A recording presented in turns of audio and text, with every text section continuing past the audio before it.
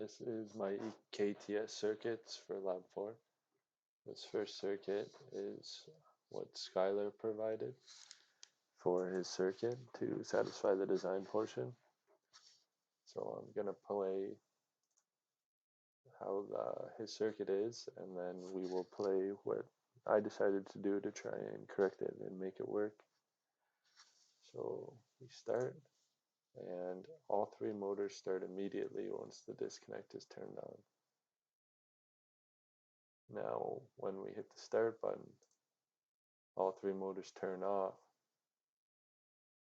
This is a problem because you'd want the start button to start the motors.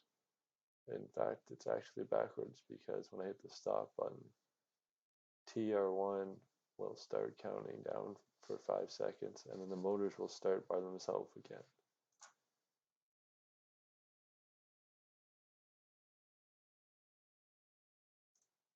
So now I'm going to open up the circuit that I found to correct these issues. I have added a third rung with a motor 3 normally open contact, a TR2, which is an on delay timer. So after all three motors have started, well, really just motor 3, TR2 will start counting down from 10.